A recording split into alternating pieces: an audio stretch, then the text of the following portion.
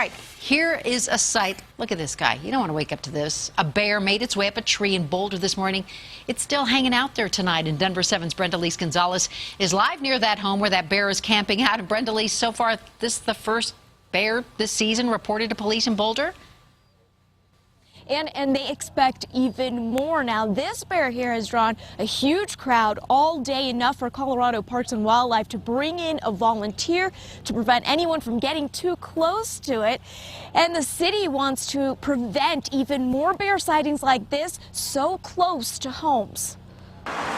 It's amazing. At first glance, you may not even notice. It's sort of small for a bear. Certainly not the biggest bear in Boulder, but it's quickly become the talk of the neighborhood. I just wonder how it got up there. Perched up in this tree, the bear oftentimes looks up to acknowledge your presence, but for the most part, it's found a way to get some uninterrupted sleep. Well, of course, we think it's, very special thing about the neighborhood. This isn't the first of its kind here. Last year, Boulder police got more than 400 calls about bears in town. This is the start of many, I'm sure. Val Matheson heads Boulder's Urban Wildlife Division and says this is the time of year when bears start to come into the city looking for food.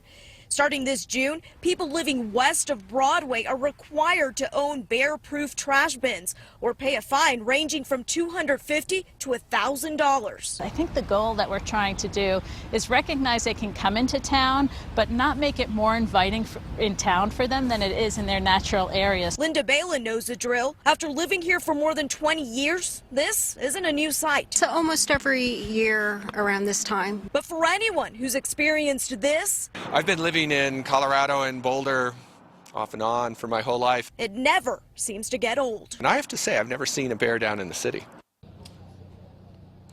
Now here's another live look at the bear. The plan for now is to leave it alone. They want to make sure to see whether it'll eventually leave tonight from this neighborhood. The state has a 2-strike plan. If they were to have to come here, they'd have to tag it and then relocate it. Second time same bear comes into town, that's when they would have to put it down. Reporting live in Boulder, Brendaliss Gonzalez, Denver 7. All right, let's hope he gets home safely.